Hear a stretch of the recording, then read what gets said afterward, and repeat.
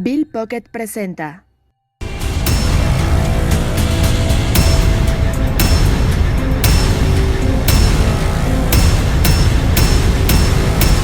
Mundo Ejecutivo presenta Trinchera Empresarial TV, en guerra por nuestros empleos.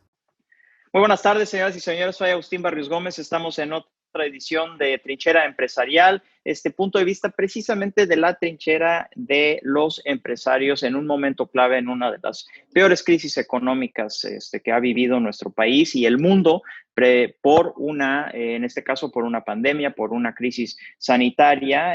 Tenemos una edición particularmente interesante el día de hoy. Tenemos unos cuantos cambios respecto de quienes están con nosotros. De hecho, le damos la bienvenida a Arlene Muñoz. Ella es la directora editorial de Mundo Ejecutivo. Es una persona que está aquí con nosotros de casa. Como siempre, está con nosotros Dieter Holtz y también Gerardo Gutiérrez Candiani.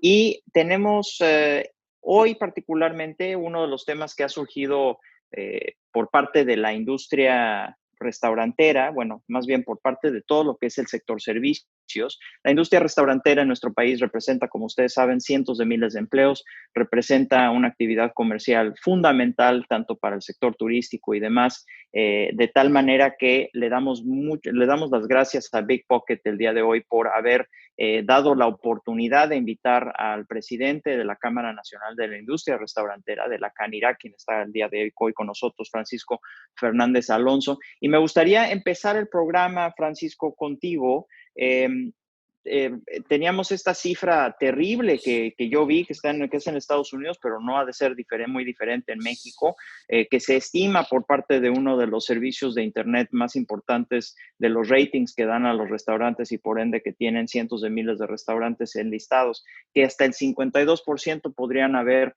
quebrado y de hecho se estima que este 52% no estaría regresando a funciones, no estaría regresando como empresas, ya no tendrían viabilidad después de esta crisis, termine cuando termine, porque pues, finalmente seguimos dentro de ella. Platícanos cuál es la situación en México, cómo ha reaccionado o no reaccionado el gobierno en turno acerca de esta industria fundamental para todos los mexicanos.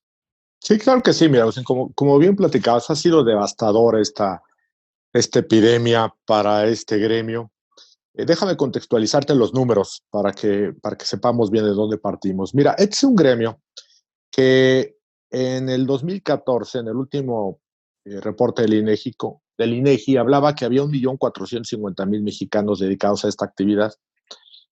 Y para el cierre del 2018, en los últimos datos que tenemos del INEGI, reportamos más de 2.100.000 mexicanos dedicados a esta actividad de manera directa.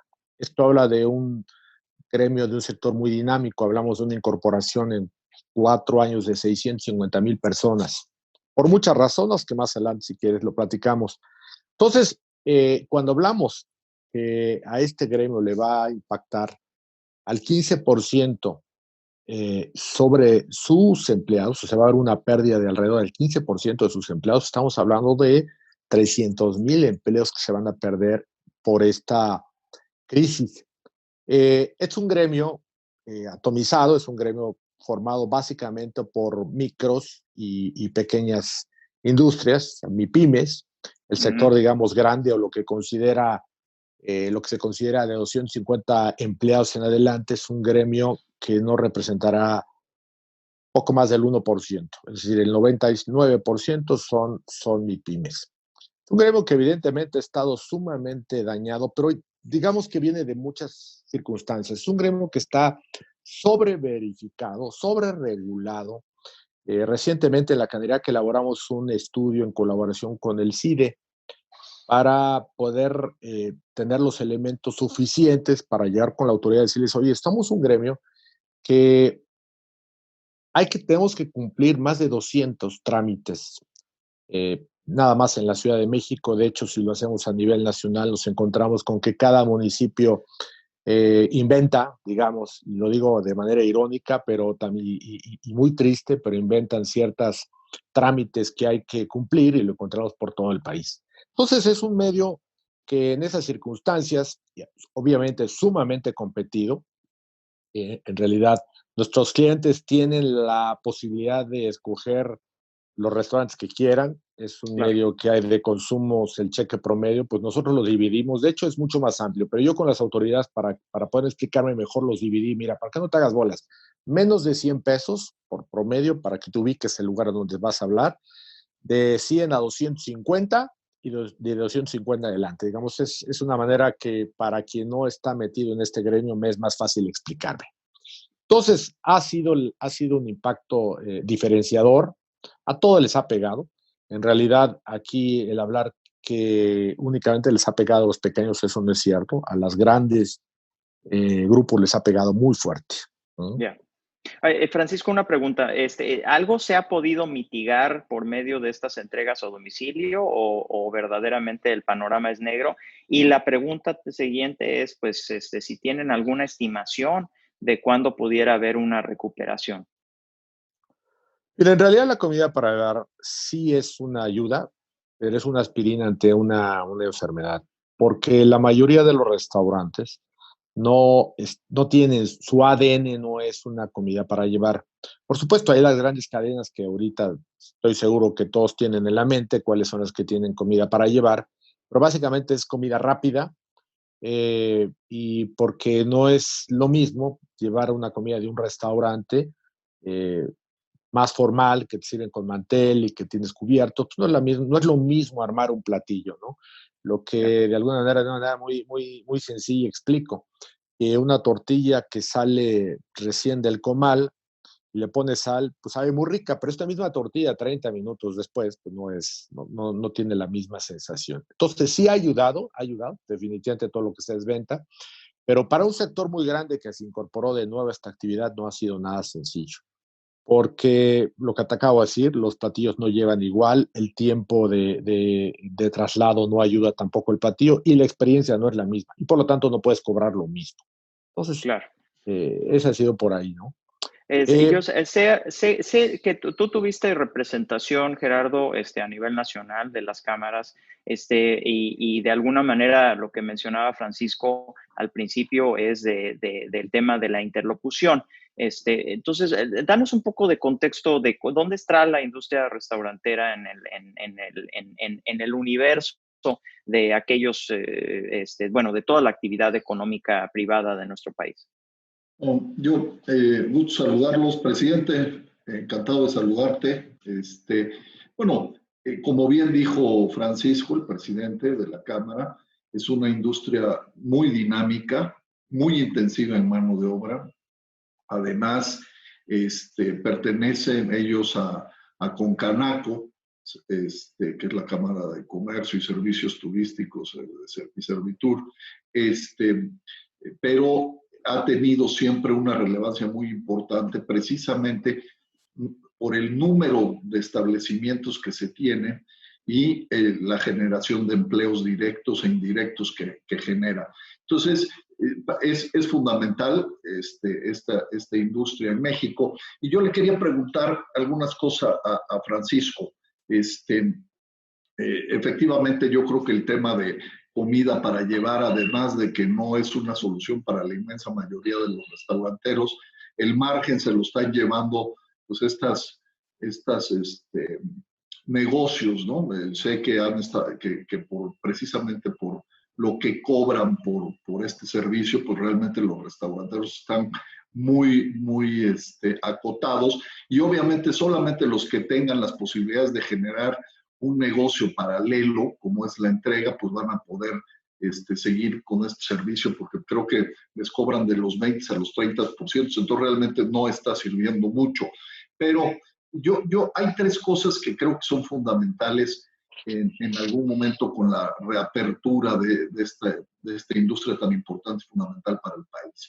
Una, me preocupa mucho el tema del consumidor, presidente. O sea, ¿cómo están sintiendo al consumidor? O sea, porque yo como consumidor y lo digo, me da miedo ir a un restaurante todavía, porque no tenemos claro qué medidas está tomando la industria junto con el gobierno, que pues digo, la verdad es que tampoco hay mucho que tampoco ayuda mucho. El gobierno no ayuda mucho. Entonces, esa es una. La otra el sector turismo. El turismo es fundamental para ustedes. Hay muchas zonas que su industria vive del turismo.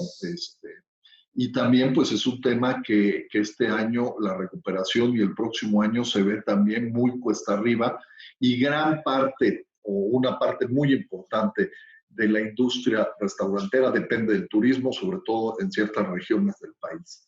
Y la otra es qué tipos de apoyos, porque la verdad es que, como tú bien lo dijiste, presidente, pues al final la mayoría está, si no ha quebrado, está a punto de quebrar. ¿Y qué apoyos económicos? Ya sabemos que del gobierno no va a haber, pero como gremio, ¿qué están haciendo como para que puedan en esta reapertura tener el suficiente capital de trabajo y puedan reabrir operaciones los restauranteros? Entonces serían básicamente esas tres preguntas: consumidor, turismo y apoyos financieros para poder reabrir. Sí, claro, mira, en el tema del consumidor tenemos evidentemente hemos estado aprendiendo todos, porque o ha aprendido la mitad. Habemos muy pocos que tenemos la experiencia, digamos, de lo que es el servicio para llevar. Entonces, ha sido complicado porque el cliente no recibe la misma experiencia. Y es obvio. Y aparte, actualmente los clientes, los que piden, se encuentran ante una realidad. No es lo mismo que llegue y te sirva una persona, un mesero, o una mesera, te lo lleve a la mesa, tengas un mantel, tengas un cubierto, haya música, aire acondicionado, hay una experiencia. No es lo mismo que te lleve ese mismo platillo a tu casa, de alguna manera con cubiertos de plástico, de fécula, de composta, no la misma experiencia. Entonces, no se puede trasladar ese mismo experiencia a una mesa, ¿no? Por más que lo hagamos. Entonces, independientemente de la problemática que es llevar el platillo, pues hay un tema ahí de complicación. Y además el costo es distinto. Como bien apuntabas, el tema de las plataformas digitales. Mira, finalmente las plataformas digitales ya habían llegado antes y creo que una de las grandes transformaciones en el gremio restaurantero fue la llegada de las plataformas digitales, porque ha cambiado el dinamismo, digamos, de este gremio. Una de las razones principales es que la gente se está acostumbrando a pedir comida para llevar. Entonces, digamos que ha crecido un segmento, pero también ha habido la necesidad de adecuarse a esta nueva realidad. En relación al tema, y si quieres luego, si algo me quedó por no responder, si quieres ahorita lo vuelvo. El tema del turismo es súper delicado. El turismo es un tema que va a pegar muy fuerte a la economía del país por muchas razones. Por toda decir la primera. En el 2009 tuvimos una influenza, una epidemia similar, por supuesto no de estas características, pero tuvo un impacto muy fuerte. Pero digamos que en México el país emisor estaba en malas condiciones, pero no los países que los emisores. Vamos, estábamos mal nosotros, pero Estados Unidos estaba bien o tenía una economía más sólida. Hoy nos encontramos una realidad muy distinta. Hoy nos encontramos que en Estados Unidos, que es nuestro principal socio comercial en materia de turismo, pues está pasando por una situación también muy delicada, y México también. Entonces, una situación muchísimo más compleja de lo que vivimos hace 10 años. Por otro lado, nuestros destinos turísticos, los restaurantes en los destinos turísticos la van a sufrir muchísimo, porque como todos sabemos, se eliminó el tema de la promoción. Entonces ahora pues no tenemos, digamos, elementos para salir y a vender, ¿no? Y algo que quienes nos dedicamos al comercio, a la actividad, sabemos que el que no enseña no vende, ¿no? Entonces vamos a salir de una etapa sumamente dañada, una economía muy deteriorada, pero además ahora sí vamos a competir con todos los destinos que reciben extranjeros, pues van a competir por quienes vayan a salir. Yo supongo, por ejemplo, la Ciudad de México, como ustedes saben, pues recibe un importante número de turistas para convenciones. Bueno, pues ustedes imagínense lo que va a hacer Las Vegas, Los Ángeles y todas estas ciudades para competir por esos extranjeros. Entonces va a estar a estar muy complicado, la verdad. Francisco, una pregunta rapidísima antes de ir al corte comercial, porque es algo que a todos nos incumbe saber. ¿Nos podemos sentir seguros yendo a un restaurante? ¿Tienen los suficientes protocolos de seguridad para cuidar a su comensal? Sí. Fíjate que si nosotros como Canirac elaboramos un protocolo que es el que hizo propio la Secretaría de Salud, y la Secretaría de Turismo, y lo elaboramos en base a 32 protocolos en Europa, en Francia, España, Alemania, Estados Unidos y México, cumpliendo la norma oficial mexicana. Pero algo que es muy importante establecer: no podemos ser un COVID-free como se llama en otros lugares. Eso no puede ser. Y yo lo que le digo, a ver, si en los hospitales la gente se ha contagiado, si ha habido gente que dedicada a y experta, pues no podemos pedirle al restaurantero que garantice, digamos, o sea, la gente se va a sentir segura, por supuesto, porque vamos a tener todos los elementos, que si quieres más adelante me voy a detalle qué es lo que estamos implementando. Vale. Pues me parece muy bien, Francisco. 32 protocolos de seguridad implementados. Vamos a ir al corte comercial. Regresando, vamos a seguir hablando de estos temas. Tenemos a Arlen Muñoz, tenemos a Dieter Hotz, tenemos a Gerardo Gutiérrez Candiani y el día de hoy nuestro invitado Francisco Fernández Alonso, presidente de la Canirac. A quienes nos siguen en Facebook Live, seguimos, y a todos los demás que están por televisión. Vamos al corte comercial y regresamos. Estamos en Trinchera Empresarial.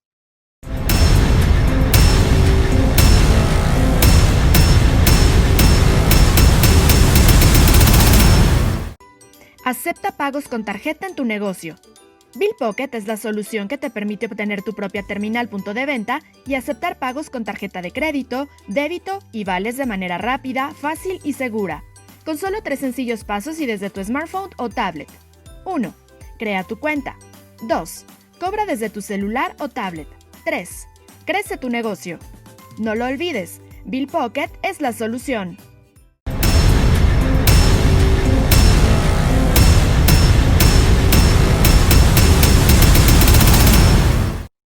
Estamos de regreso en Trinchera Empresarial, otra emisión de esta mesa redonda sobre los temas de trascendencia para el empresariado. Y tenemos como invitado especial a Francisco Fernández Alonso, en gran parte gracias a Big Pocket, quien nos apoyó en esta emisión. Dieter, me comentabas acerca de que dentro del contexto internacional, ahora que escuchabas a Francisco hablar de lo que está pasando en México, danos ese punto de vista, por favor. Sí, el tema es muy variado, es igual de grave, pero muy variado en sus repercusiones y en cada país hay obviamente impactos distintos, pero en todos, y es un común denominador, los gobiernos están apoyando muy fuertemente. Ya estamos viendo que en México están empezando a haber inclusive levantamientos sociales, ¿no? Por el gremio de los meseros, la falta de apoyo en general que hay. Entonces, si en México, pues estábamos hablando de 300,000 empleos perdidos, está dentro de una dinámica en Latinoamérica todavía un poco benevolente comparado con Europa y Asia y Estados Unidos.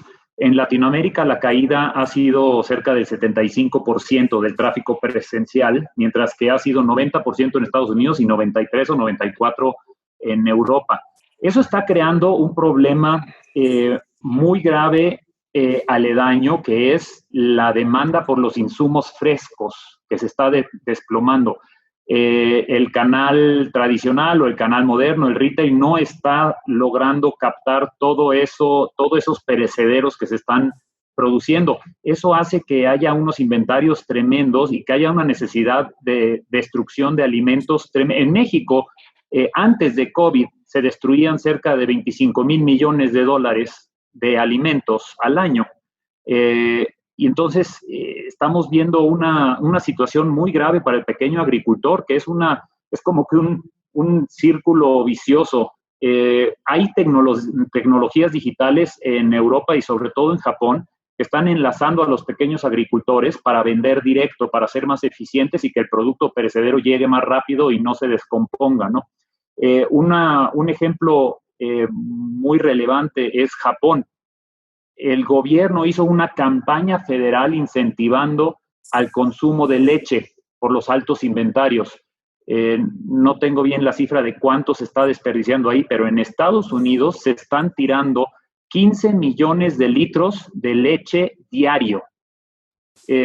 Pensamos que hasta septiembre va a haber alrededor del mundo más de 10 millones de cerdos sacrificados y a la fecha ya se han tenido que romper 750,000 huevos sin eclosionar por semana. O sea, una cosa gravísima que te muestra que a nivel mundial hay diferentes problemáticas derivadas de que los restaurantes no están pudiendo abrir. En Brasil, si estábamos en México preocupados por 300,000 empleos perdidos en México, en Brasil se está pensando que son cerca de 1,5 millones. Actualmente son 3 millones de empleos parados y se piensa que eso nada más se recuperará a la mitad, es decir, 1,5 millones de empleos perdidos. En Alemania se han hecho trabajos muy significativos donde los restauranteros y los bares y las cafeterías, que son muy prominentes en Alemania, están accesando a la mayoría de los beneficios. Hay beneficios para diferentes tipos de problemas, pero los restaurantes y bares y cafeterías tienen acceso a casi todos los beneficios. Para Alemania es muy importante el sector restaurantero, como todos saben. No se pensaría porque no es alto gourmet como Francia, pero tienen 75,000 restaurantes registrados que pagan impuesto y de los cuales 760 son estrellas Michelin. Gerardo hablaba acerca de la importancia para los restaurantes del turismo. Bueno, Alemania vive básicamente del turismo en el sector restaurantero. Tenemos otros ejemplos muy interesantes donde, por ejemplo, en Italia se está dando 600 euros por cada mes cerrado a cada restaurante artesanal, porque igualmente viven del turismo, ¿no? El cual se ha desplomado. Y aquí viene una hasta cómica, pero dentro de lo cómico tiene una verdad. Trump acaba de declarar que se están perdiendo cerca de 225,000 millones de dólares y 5 a 7 millones de empleos. Son temporales, pero están perdidos actualmente. Trump acaba de declarar que los restaurantes van a tener un regreso muy rápido y una recuperación muy fuerte, pero muchos, si no es que la mayoría, con nuevos dueños. Es decir, hay una disrupción muy grande en la capacidad de capital de trabajo que los dueños de restaurante no están teniendo, ¿no? Y si uno ve Estados Unidos, pues sí, son 225,000 millones de dólares perdidos, pero cada dólar que se gasta en restaurante genera $2 en la cadena de suministro y en la economía local. Entonces estamos hablando de una pérdida de 675,000 millones de dólares, pero hay casi 400,000 millones de dólares en apoyos por el gobierno federal para el sector de restaurantes y servicios similares. Entonces, en todo el mundo hay problemas, pero la verdad es que hay ciertas acciones muy interesantes. Claro. Arlena, escuchamos entonces problemas de cadenas de suministro, escuchamos acerca de estas mitigaciones por parte de ciertos gobiernos. Yo entiendo también que hay una condonación del IVA, por ejemplo, si no mal recuerdo, también en Alemania. ¿Cuál sería tu punto de vista sobre este tema y qué le preguntarías a Francisco? Gracias, Agustín. Pues mira, son muchas las circunstancias. Hablábamos hace un momento de que hay un universo de 15% de restaurantes a nivel nacional que no van a regresar, que no van a poder hacerlo. Estamos hablando aproximadamente de más de 100,000 restaurantes que, bueno, cierran completamente y no regresan. Y a lo mejor, como decía Dieter, regresarán con otro dueño, pero eso habría que verlo. No es nada que pueda suceder o que esté tan tangible en nuestro país. Asimismo, estamos hablando de que, por ejemplo, si nos centramos en la Ciudad de México, son 30,000 los restaurantes que están quebrando.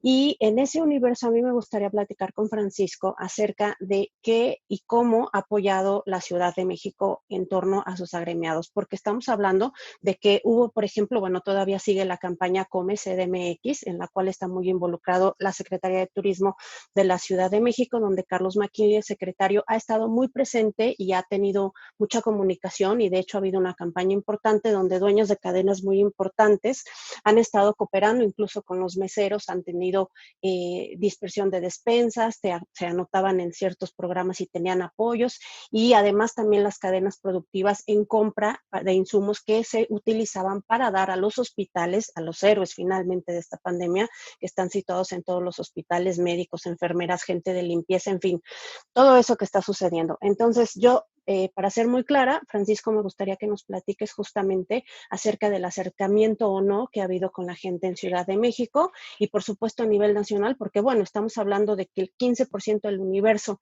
de estos restaurantes no va a regresar. Uh-huh. Sí, mira, sí tengo acercamiento prácticamente con todas las autoridades. En la Ciudad de México, yo he platicado con la jefa de gobierno, conozco muy bien a Carlos McKinley, a Fabdala, a Merino. Sí tengo contacto, pero en realidad yo te podría decir que fuera del trabajo de Come CDMX, que ha sido muy bueno, ha servido, finalmente todas las iniciativas que puedes estar viendo son propias del gremio. La Canirac hizo su trabajo en el tema de las despensas, somos un gremio muy unido, de hecho todas las cadenas forman parte de la Canirac, todos estos grupos que ves están integrados, estamos todos integrados alrededor de la Canirac. Yo te diría que yo he sentido mucho más apoyo en los estados que en la Ciudad de México. Y bueno, y ¿Quién de la está haciendo federal, el trabajo, Francisco? O sea, mencionó Arlen en varias ocasiones la Ciudad de México, está muy bien, es una parte muy pues importante, mira, pero ¿quién ha hecho su te voy tarea? a decir una cosa, en Baja California lo hicieron bien en Querétaro, lo están haciendo bien en Aguascalientes, Durango, por ejemplo, se les presentó el tema de las plataformas digitales que me preguntaron y Durango lo quiso ver. Yo pongo las motocicletas, yo pongo la plataforma y ahí es una manera muy concreta de ayudar. Entonces, digamos que hubo quien sí se puso las pilas. Eh, Hubo créditos. Tú sabes que todos los créditos pues tienen requisitos, obviamente, y no son tan fáciles de gestionar. Pero digamos que hubo estados que se pusieron más pronto las pilas. El programa es la misma, proviene todo de Nacional Financiera, se llama Impulsa, y digamos que quien avala más rápida la operación han sido los gobiernos estatales, y ellos son los que se han puesto las pilas. En la Ciudad de México ha ido mucho más lento esto. Aquí hay un tema de ideología. Mira, hay algo que no hemos podido hacer a un lado, es que la ideología ha estado metida aquí hasta la cocina, porque claramente creo que no hablamos solamente de los restaurantes, hablamos de todos los empresarios, decirles, a ver, no va a haber ayuda para los empresarios, ya te da el chico, mediano, grande, esta no va a pasar, y quien tenga que quebrar, que quiebre. Y bueno, pues ya el mensaje a nosotros ya nos quedó muy claro. La verdad es que los restaurantes jamás habíamos sentido que no se había ayudado a nadie. Es más, yo te podría decir que como aquella frase, mejor no me ayudes, compadre, déjame solo, y es lo mejor que puedes hacer. Y en realidad es como nosotros lo sentimos. Entonces, ha habido apoyo, insisto, de gobiernos estatales, sí lo han hecho bien. Mi reconocimiento, Colima hizo un buen trabajo. La Ciudad de México nos apoyó con lo que acaba de decir sobre cómo es CDMX, pero hasta ahí. Es ¿Y qué toda es la lo que ayuda que deberíamos de tenemos. estar viendo? O sea, ¿qué te están pidiendo tus agremiados que le exijas a los gobiernos federal y estatales? Pues mira, hemos pedido apoyos en el sentido. Desde el principio dijimos, danos aire suficiente para pagar luz, para pagar agua, en el caso de los municipales, nuestros impuestos, danos tiempo, prorróganos la capacidad de pago, sí aceptamos que te vamos a pagar, pero danos el oxígeno suficiente. Por ejemplo, ahora que entramos a la nueva, y digo, esto no ha sucedido, pero por ejemplo, ahora que entramos a esta nueva normalidad, y concretamente en la Ciudad de México, la Ciudad de México nos pide una serie de requisitos que hace muy complicado la operación. Si me permites, si puedo hablar un poco sobre este tema, te voy a dar un par de temas. Vas a llegar a un restaurante aquí en la Ciudad de México, vas a pasar por un tapete sanitizante, te van a tomar la temperatura, te va a recibir un agente con careta y con un tapabocas, lo cual de entrada ya rompe, digamos, ese esquema de lo que es una comida. Va a haber un aforo reducido, entre 30 y el 40%. 30% si tu restaurante está en un exterior y 40% si está dentro de un establecimiento. Vas a tener que dejar mínimo 1,50 entre espacios. O sea, entonces, esa magia, digamos, de lo que va la gente a construir un restaurante no la va a encontrar. está prohibida la música. Adicionalmente va a haber restricción de horario. En la Ciudad de México se va a hacer a las 10 de la noche. Entonces, toda esa... entendemos que finalmente es un virus que no es culpa del gobierno, pero al gremio restaurantero no le va a ayudar nada. No es un entorno sencillo. Por un lado nos piden abrir con un aforo reducido, pero tendremos que mantener la nómina al 100% y los gastos al 100%, y eso pues no es viable. Entonces, para algunos casos, para algunos restaurantes, les será más sencillo inclusive mantenerse cerrados que abrir, porque en esas condiciones pues no van a poder subsistir. Entonces, por eso comentamos que es un panorama muy complicado. Y por supuesto no estoy hablando de la economía de nuestros propios clientes, ¿no? Estoy seguro que todos vendrán con una cartera más angustiada. Evidentemente también habrá el miedo al contagio. Muchos restaurantes tienen clientes que son mayores de 60 años, entonces digamos que estos mismos también no regresarán o regresarán de manera gradual al lugar de sus preferencias. Pues habrá una nueva composición y además hay algo que es muy importante, los restaurantes también son de hábitos. Entonces, para quien ya perdió el hábito de ir a alguno de tus restaurantes, pues puede que lo cambies. Entonces, habrá que hacer uso de toda la creatividad que se presenta en las adversidades. Esa nueva realidad.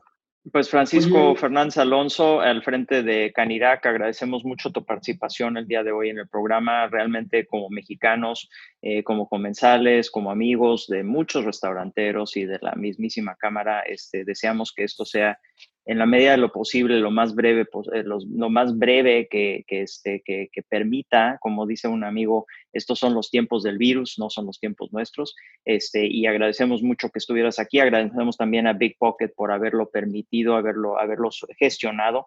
Y pues muchas felicidades por el esfuerzo que están haciendo ahí en Canirac, Francisco. Al contrario, muchas gracias. Saludos a todos. Bien, vamos a ir al corte comercial. Regresando, vamos a hablar sobre este tema del TEMEC. Vamos a recoger unas últimas observaciones acerca de la situación a nivel nacional, económica y en particular de este tema que estamos hablando, tan importante, el sector servicios y particularmente el sector restaurantero. No se vayan.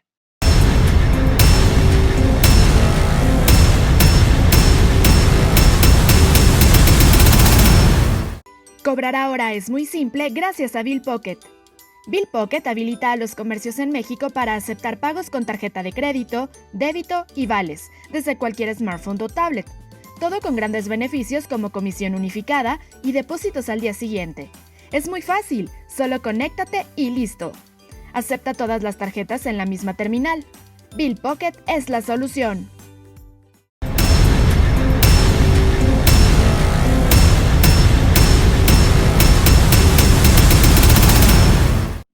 Estamos de regreso en Trinchera Empresarial. Venimos platicando con el presidente de la Cámara Nacional de la Industria Restaurantera.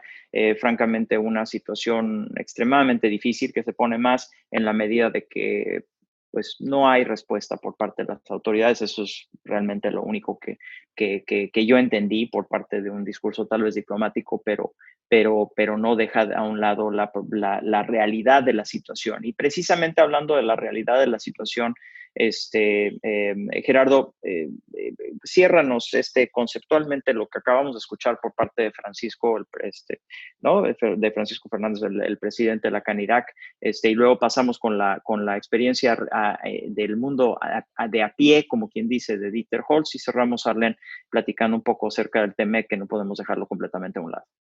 Yo creo que es dramático. Lo que platicó Francisco es dramático. Es una industria que es increíble que el gobierno federal no la haya apoyado, que además es mi pyme, prácticamente el 90 y tantos %. Es intensiva en mano de obra. ¿Qué quiere decir? Es intensiva en empleo. La gran mayoría de esa gente no gana un gran salario, gana un salario mínimo en la mayoría de los casos, y las propinas y los servicios que ofrecen es como complementan su ingreso.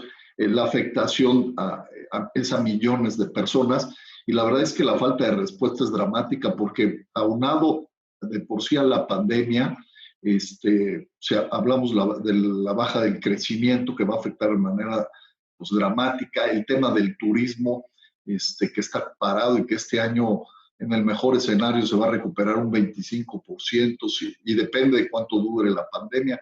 El próximo año estás hablando de 40, 50%.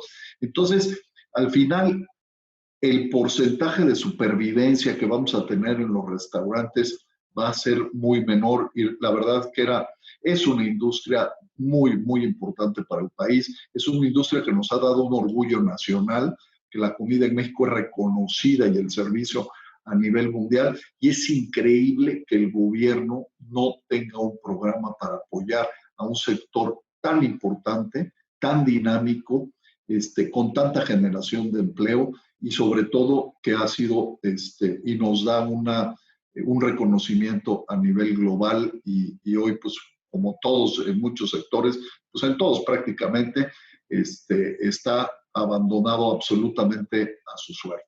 Y tal vez en algunos casos, yo no sé si lo escucharon ustedes, Dieter, pero yo escuché por parte del presidente de la Canirac que inclusive hay una actitud agresiva que tiene que ver con un desprecio para con el trabajo del empresariado, por más pequeño que sea, mediano que sea o grande que sea, ideológico en el actual régimen, lo cual es probablemente de las cosas más preocupantes de lo que estamos escuchando el día de hoy, en donde las preferencias particulares mentales de algunos de los que están actualmente en el poder son más bien un obstáculo en vez de un apoyo y en un contexto en donde ni siquiera el gobierno básico está proveyendo de seguridad en el entorno, porque están siendo extorsionados no nada más por las autoridades fiscales respecto de sus obligaciones, sino también están siendo muchos de ellos extorsionados en sus locales por parte de los poderes fácticos que son el crimen organizado. Dieter,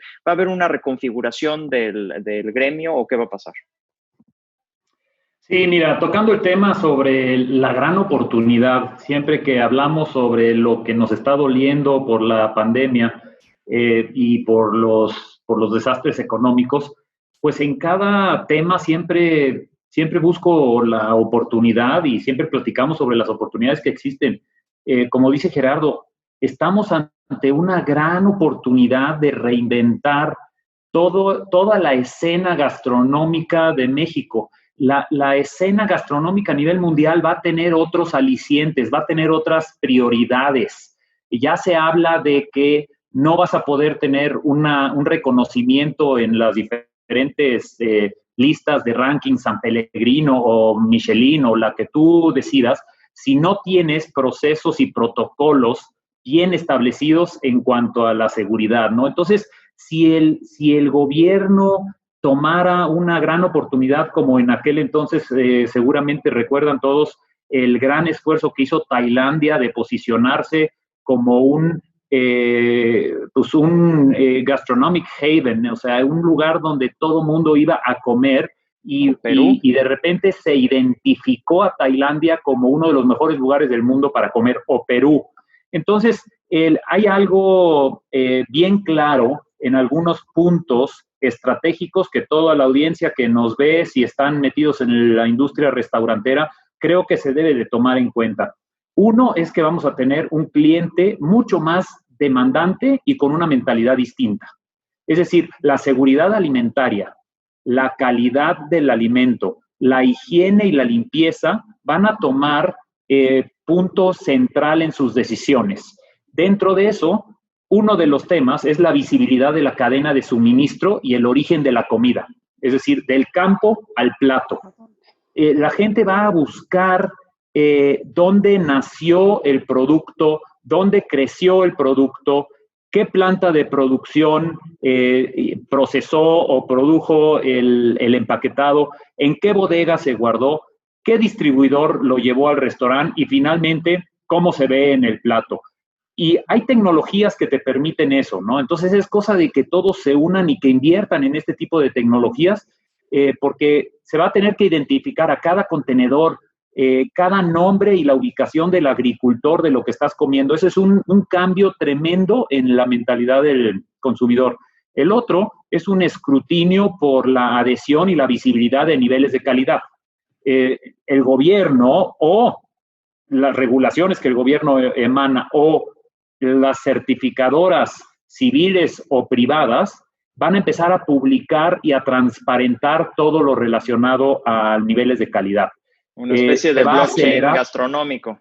Claro, se va a acelerar el comportamiento de compartir reseñas, pero ahora esas reseñas van a ser, no, qué bonito ponían el tomate cherry encima del plato. No, ahora va a ser las reseñas hacia los estándares y la higiene. Y por último, una migración de la presencia física al consumo remoto. Eso ya lo estamos viendo, la entrega a domicilio, los banquetes, recoger a la puerta del restaurante.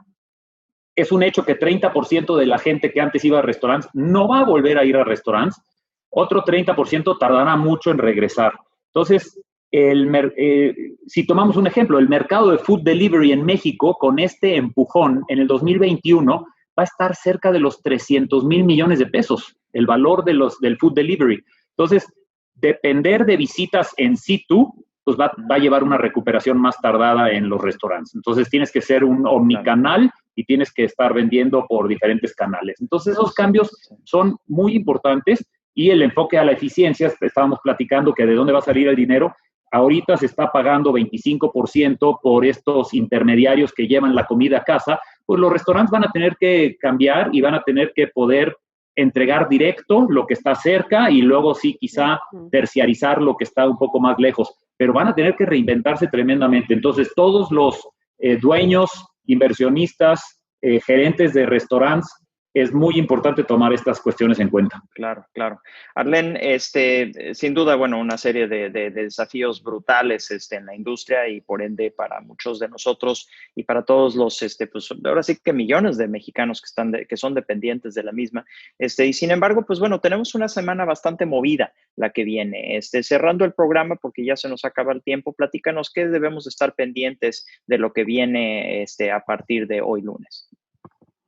Nada más, concluyendo rápidamente, Agustín, sin duda, es que en tanto no haya una cura específica y una vacuna con respecto a la pandemia del COVID-19, no vamos a estar seguros y no vamos a poder dejar que las cosas avancen. Ojalá pronto se den. Y bueno, pues precisamente el 1 de julio de 2020, que estamos a nada, ya se publica la cuestión del TEMEC, 34 capítulos, 12 cartas paralelas y bueno, pues los temas más controvertidos y sobre todo más importantes, automovilismo, propiedad intelectual y contratación, porque justamente esos son los temas en los que más ha habido controversia y bueno, pues hoy se da a conocer que ya está, ya lo dice el Diario Oficial de la Nación y necesitamos tener mucha atención con respecto a estos temas.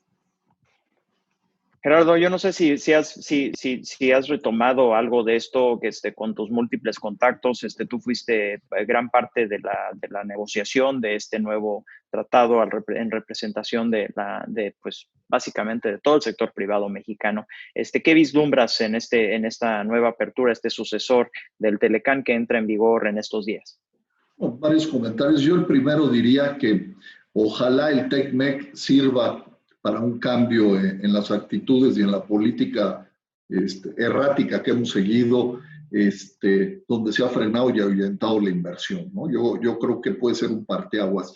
Hay que recordar que llevamos 5 trimestres al hilo de descenso en la inversión fija bruta y esto pues tiene que parar. El TECMEC también es importante que sepamos que puede ser un gran aliciente porque México cuenta con un extraordinario potencial para tener un papel profundamente importante en la reconfiguración que hoy tiene lugar a nivel global en materia de comercio internacional. Pero también el TECMEC no lo va a hacer de manera automática si México no genera esas condiciones de seguridad, de certidumbre jurídica y de Estado de Derecho.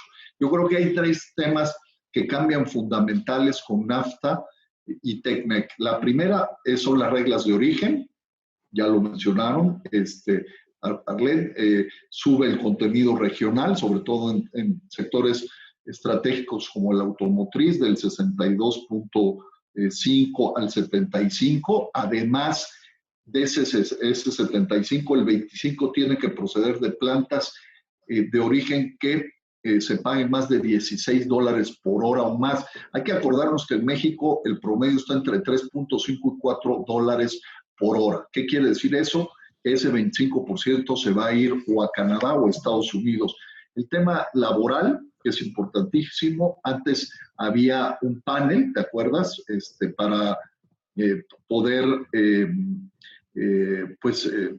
dirimir las partes, y había una última instancia que era la Organización Mundial de Comercio, que siempre teníamos un apoyo como país menos favorecido. Hoy cambia eso, se va a hacer un panel donde México va a escoger a propuesta dos de Estados Unidos, 2 en México, y va a haber uno en tercero en discordia, que seguramente pues la presión de Estados Unidos, si tenemos alguna controversia, pues no nos va a ayudar mucho, y eso es muy importante. Y la parte la parte laboral es muy importante. Ya se hicieron los cambios fundamentales, pero la presión de los sindicatos y la relación con los patrones en Estados Unidos y Canadá nos hizo hacer modificaciones muy importantes a nuestra legislación, pero yo creo que el punto es que México tiene que generar mayor competitividad que no dependa del bajo costo de los salarios que hoy se tienen en México. Entonces, esas 3 condiciones son fundamentales. La solución de controversias que cambia de manera muy importante, obviamente la parte laboral y la parte de reglas de origen que afectan a sectores estratégicos para México son muy, muy importantes. Entonces, yo terminaría diciéndote que el panorama geopolítico, económico, global, esta retracción que ya habíamos comentado de la globalización, el resurgimiento del proteccionismo y las tendencias a la regionalización, México podría ser uno de los grandes países receptores de inversión y de ganadores en este nuevo contexto mundial. Pero estamos haciendo exactamente lo contrario. Y si no hay un cambio profundo con la entrada en vigor del TECMEC el 1 de julio, México va a ser uno de los grandes perdedores en vez de ser uno de los países que más pueden ganar. Arlen, uno de los espacios más importantes en términos de medios escritos, medios impresos, es precisamente el mundo ejecutivo. ¿Qué estás escuchando por parte de los lectores? ¿Qué estás escuchando por parte de tus reporteros que están ahí en campo, tus editorialistas? ¿Qué es lo que están esperando de esta nueva normatividad en algo tan importante y de un gran sustento, si no es que el principal sustento o el mejor sustento en términos de empleos y de empleos remunerados, empleos formales de la economía mexicana? Pues mira, hay 2 partes importantes que justamente tienen que ver con esta nueva normatividad, y específicamente en el sector automotriz, donde hay mucha incertidumbre. Necesitan saber que las cosas no les van a afectar de tal manera en que no tengan tanto campo de acción. Y también la propiedad intelectual.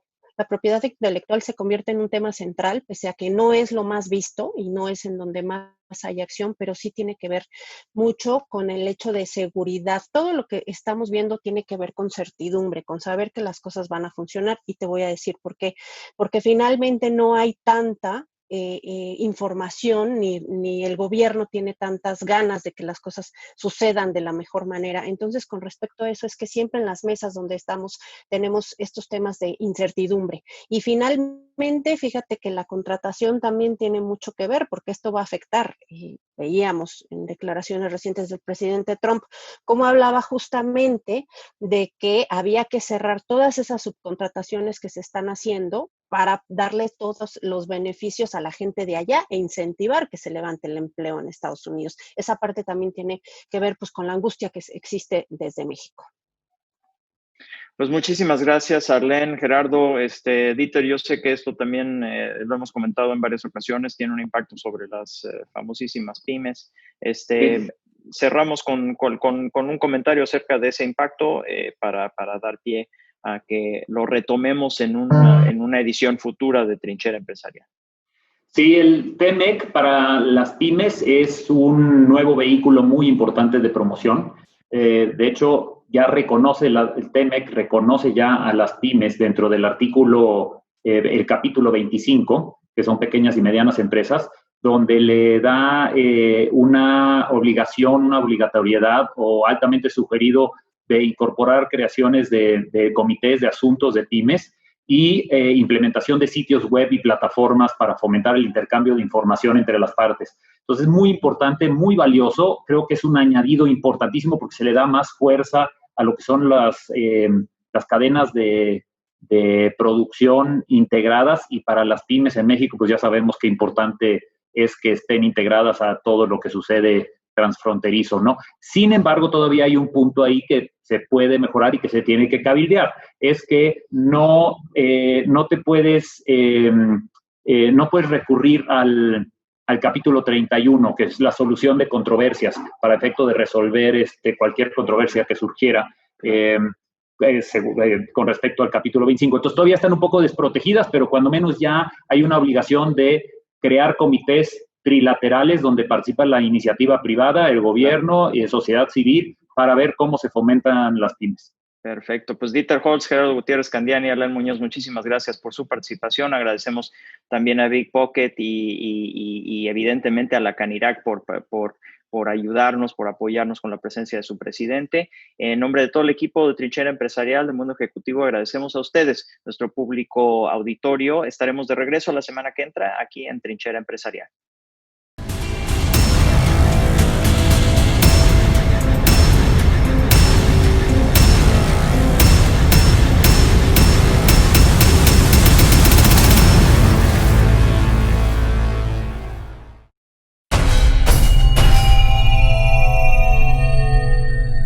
Bill Pocket presentó